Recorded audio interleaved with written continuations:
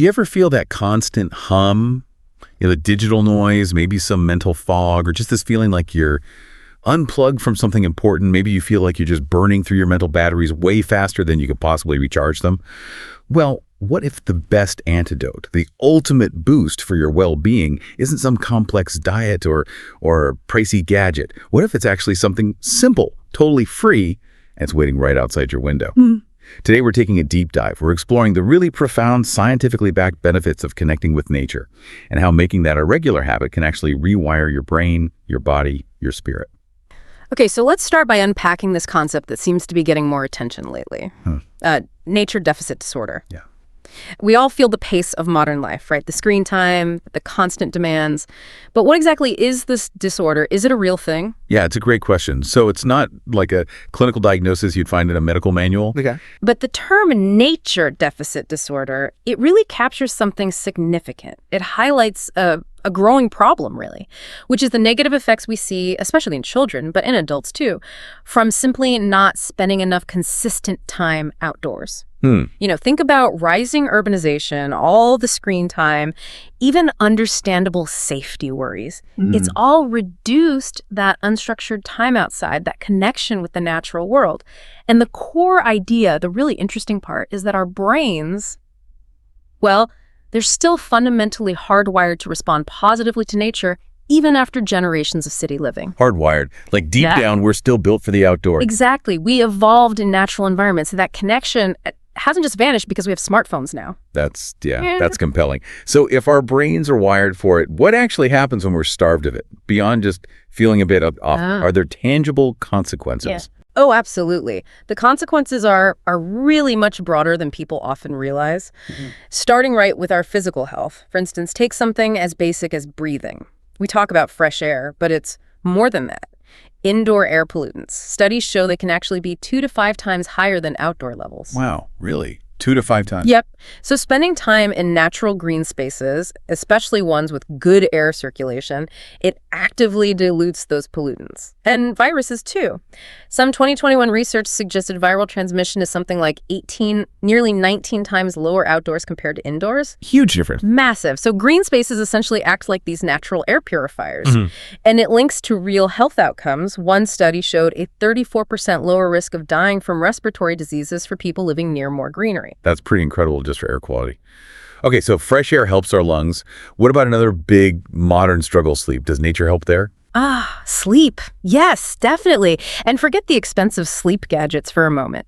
Natural sunlight, which is incredibly intense, about 200 times more so than typical office lights. It's a powerful reset button for your circadian rhythm. Right, that internal clock, which seems so easily thrown off these days. Exactly. And this strong natural light exposure, it's not just making your day brighter, it's literally telling your body when to be alert and, crucially, when to wind down for proper restorative sleep. It helps you feel more tired at night, makes it easier to fall asleep, and improves the actual quality of your sleep. And the key is getting the light in your eyes, right? Not just being near a window. Precisely. It needs to enter your eyes to trigger that hormonal response. So yeah, that picnic on the beach is probably doing more for your sleep cycle than napping in a dark room. That makes total sense. Yeah. Our bodies really are designed to respond to these natural signals. Okay, so breathing, sleeping. What about something fundamental like heart health? Does getting outdoors help our hearts? It absolutely does. There's solid research, including recent reviews, consistently showing that physical activity in green spaces leads to significant cardiovascular benefits. Like what kind of benefits? We're talking measurable things, like a lower resting heart rate, lower diastolic blood pressure, that's the bottom number, Right. and increased heart rate variability, or HRV. Higher HRV is a really good sign. It shows your heart is adaptable and resilient. Better cardiovascular health overall. These are all indicators of your body being more relaxed, your heart being healthier. One study even found better heart and vascular function comparing walks in greener areas versus less green urban spots. You mentioned earlier how being outside helps dilute viruses. Yeah. Does that protection extend to our wider immune system? Is there something deeper going on there? Yes, and this is where it gets really, really interesting. Spending time outdoors actually helps your immune system function optimally. It's not just about avoiding germs by dilution. The microorganisms in nature, the dirt, the soil, the plants, the ones that aren't dangerous, they act like practice drills for your immune system. Practice drills. How so? They help your immune system learn to recognize what's harmless versus what's a genuine threat. This helps prevent chronic inflammation, where the immune system is sort of constantly on edge. Think about it, if you live in a super sterile environment, your immune system might actually get less effective. It can overreact to harmless things like pollen, leading to allergies or autoimmune issues. So, believe it or not, that old saying, getting muddy once in a while can be good for you. There's real science to it. It builds a more robust, discerning immune response. Getting muddy is good for you.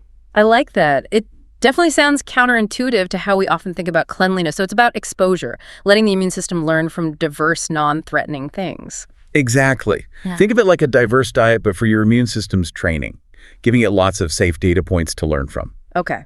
And are there other specific physical perks, especially thinking about kids developing bodies? Yes, definitely. Another really significant one, particularly for children, is eyesight. Spending plenty of time outside is strongly linked to a lower chance of developing myopia or nearsightedness. Oh, interesting. How did that work? Well, a big study back in 2020 in Taipei found kids who spent more time outdoors during recess were 22% less likely to develop myopia. It seems natural light provides a richer, broader spectrum of wavelengths compared to artificial light. And being outside naturally encourages eyes to focus at various distances looking far away than close up. That seems crucial for proper eye development. So it's mostly for kids developing eyes. It won't fix my nearsightedness now. Unfortunately, no, it doesn't seem to reverse existing myopia in adults. But it's a really compelling reason for families to make outdoor time a priority. Okay, wow. So the physical benefits are clear breathing, sleep, heart, immune system, even eyesight for kids. But this deep dive also points to a massive impact on our minds, our emotions. So many of us feel constantly bombarded, right? Flashing screens, vibrating phones, that feeling of mental overload. How does nature cut through that? That constant stimulation, it's incredibly draining on our mental energy reserves. The natural world, though, it offers this unique kind of refuge for the mind and emotions. Researchers talk about soft fascination. Nature gently attracts your attention, think rustling leaves, flowing water, but it doesn't demand intense, focused effort like reading email does. So it's engaging but not demanding. Precisely. It allows your brain to recover, to sort of wander and relax without being constantly prodded. And the impact is measurable. Studies show that even just 20 minutes outdoors can significantly reduce stress hormones like cortisol. 20 minutes, that's manageable. Very manageable. It helps you feel more relaxed, more focused afterwards. And big reviews, meta-analyses confirm this exercising in green spaces leads to substantial stress reduction. It's not just a feeling, it's physiological. So it's the simple presence in nature that helps our brains recharge. That feels profound, like there's this deep, almost intrinsic connection. And what about mood? Can it genuinely lift our spirits? Oh, absolutely. The link between nature connection and improved mood is very consistent in the research. It promotes feelings like happiness, peace, optimism. And at the same time, it actively reduces those unwanted emotions, fear, worry, sadness, anger. Even sunlight itself is known to help ease symptoms of depression. And this idea of green exercise, just being active in a natural setting, is clearly linked to lower levels of both depression and anxiety. Nature is an antidote to stress and low mood. That's powerful. But what about something maybe more complex, like creativity? Can being outside actually rewire our brains for more innovative thinking? Or is it more about setting the stage? It's definitely about creating the optimal conditions. And yeah, the effects can be pretty startling. There was one famous study, for example, that found a 4-day hiking trip increased creative problem-solving scores by a whopping 50%. 50% from a hike? Yeah. Well, it works in a few ways. One key idea is called attention restoration theory, or ART. Think of your directed attention, the kind you use for work or study like a muscle. It gets tired. Nature, that soft fascination we talked about, allows that muscle to rest and recover. It gently engages your attention without exhausting it. So it's like giving your focus muscle a break, freeing up energy. Exactly. You essentially recharge your creative batteries. This gives you more capacity for complex problem solving, for thinking outside the box. A sort of mental reset that opens up space. Makes sense. Right. And this gentle engagement also encourages mind wandering. That kind of free-flowing state where ideas can connect in new ways, that's crucial for innovation. Some research suggests your attention is first drawn softly to the environment, and because it doesn't demand an urgent response, your mind is free to roam, make novel links. Plus, think about stress. Unhealthy stress is a creativity killer, right? It makes us risk-averse, fear-driven. Totally. Hard to be creative when you're anxious. Nature reduces that background mental noise, that stress. It leaves more space, more energy, even more courage for that bold, exploratory thinking creativity requires. As one cognitive psychologist, Ruth Ann Ashley, put it, she said, "Nature is a place where our mind can rest. We have resources left over to be creative, to be imaginative, to problem solve." That paints a really clear picture, calm mind, sparky ideas. And then there's just the sheer inspiration from nature itself. That feels intuitive, but is there science there too? Oh, definitely. I mean, look at biomimicry innovations directly inspired by nature. VLCR from birds, right? Yeah. Or that quieter Japanese bullet train design based on a kingfisher's beak. Yes. Amazing example. Nature's complexity, its variety, it's just an unparalleled source book for ideas. And there's this concept called biophilia, the idea that we have this deep, possibly instinctive attraction to life and living systems.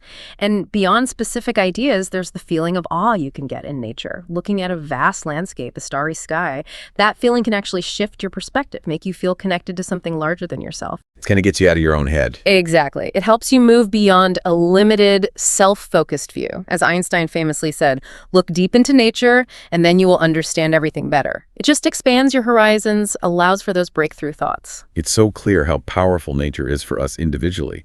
Body, mind, emotions, creativity. Yeah. But what about our connections with other people? Does nature play a role in our communities too?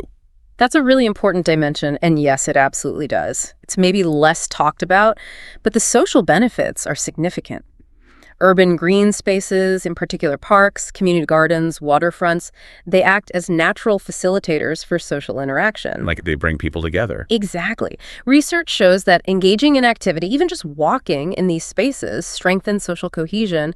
People feel more connected to their neighbors, more supportive. It actually helps foster friendships. Studies find that the more frequently people use public green spaces for activity, the greater the reported social cohesion in that community. So parks aren't just pretty. They're actually building community bonds. Precisely. They foster healthier, more connected communities. They're natural gathering places that encourage positive interactions. Okay, so we've got this incredible list of benefits. Physical, mental, emotional, creative, social. It's almost overwhelming. The big question then is, how do we actually make this a habit? Especially with busy lives. What's the right dose of nature? Yeah, that's the key question, isn't it? And the really good news is you don't need to pack up and move to a remote cabin. Phew. Okay. The dose is actually remarkably flexible, get this. For immediate boosts in things like mood and self-esteem, research shows even 5 minutes of green exercise, just moving your body in a natural setting, can have significant positive effects. Just 5 minutes. Just 5 minutes for a quick lift. Yeah. Now, if your goal is more about reducing those stress hormones like cortisol, then aiming for around 20 minutes at a time seems to be ideal. And for overall long-term health and well-being benefits, the science points towards getting at least 120 minutes, 2 hours per week in nature. 2 hours a week. Okay. And that doesn't have to be all at once. You can absolutely break it up into smaller chunks, 10 minutes here, 20 minutes there, fitting it into your week wherever it works. That makes it feel much more achievable. 2 hours spread out. And does it matter what you do or where you go? Is hiking better than sitting on a park bench? Is a forest better than a beach? Good questions. Intensity-wise, interestingly, lighter activity often shows the biggest boost for self-esteem, but really, any intensity helps. Just moving is good. As for location, while pretty much all green environments are beneficial, there's some surprising evidence that waterside habitats, beaches, lakesides, riverbanks might generate even greater improvements in mood and self-esteem compared to, say, a park. Near water. Interesting. It is interesting, but the main takeaway, the guiding principle really should always be some nature is far better than no nature. Don't let perfect be the enemy of good. An urban park, even just a view of trees from your window, it all counts. It all makes a difference. Some nature is far better than no nature. I like that. Okay. All right. So make it consistent, find pockets of time. Don't worry too much about the perfect spot. Do you have some practical tips, maybe creative ways to weave this into daily life, especially for people who feel really time crunched? Absolutely. First, like we said, start small and be consistent. Even 5 minutes daily builds the habit. Second, Really engage all your senses when you are out there. Don't just rush through. Try a mindful walk. Pay attention. What do you see? The light, the colors. What do you hear? Birds, leaves rustling, maybe distant city sounds. What do you smell? Flowers, damp earth. What can you feel? The breeze, the texture of bark. Maybe even take your shoes off on grass. Really absorb it. Be present. Be present. Tune in. It makes a huge difference. And if getting outside is genuinely difficult some days, bring nature indoors. It really helps. Get some houseplants, open your curtains wide, let that natural light flood in. Listen to nature sound recordings, bird song, rain. You can even watch high-quality nature documentaries. There's a whole field called biophilic design, focused on incorporating natural elements into buildings, and it's based on solid science showing the benefits. Right, bringing the outside in. Exactly. And finally, combine it with things you already do. Swap the treadmill for a park run, do your stretches on the balcony, garden if you can, walk the dog, meet a friend for coffee outside instead of inside. Stack the habit. Those are great, really practical ideas, stacking the habit. Anything to make it feel less like a chore and more enjoyable, playful even. Yes. Make it fun. Draw or paint what you see, write a poem about it, maybe try foraging, but please do it safely with proper research and a good field guide, obviously. Right. Caution advised there. Definitely. But activities like that can deepen the connection. I heard about one family who did a 100-day eco-happiness challenge during a really stressful period. They did everything from planting seeds to just smelling essential oils derived from plants. They found it incredibly calming and connecting, and maybe most importantly, really listened to nature. Not just the sounds, but that deeper sense of presence. Someone online shared a great insight. The key is not to rush. Be in the now while in nature. You can just sit quietly, be present, foster that deeper, almost spiritual connection. Allow yourself to just be part of it. That sounds like a really holistic way to approach well-being. It makes me wonder, are these benefits becoming so recognized now that even, say, health professionals are starting to incorporate this? They absolutely are. The evidence is just so strong and consistent now, to the point where some psychologists and doctors are actually issuing nature prescriptions. Like literally prescribing time outside. Yes, literally, helping patients create specific plans for spending time in nature, tracking how it impacts their mental and physical well-being. It's becoming a recognized, evidence-based tool for supporting holistic health. Wow. Okay, so summing up this deep dive. It's incredibly clear that connecting with nature isn't just, a nice to have, a pleasant hobby. It feels more like a fundamental human need. We've seen these profound, measurable impacts on physical health, immune system, sleep, heart on mental clarity, emotional balance, creativity, even our social bonds. Yeah. And the benefits are vast. They're Right. accessible. And maybe the most crucial lesson is what you said earlier. Any amount of nature connection, however small, really does matter. Exactly. So maybe as you go about your week, here's a thought to carry with you.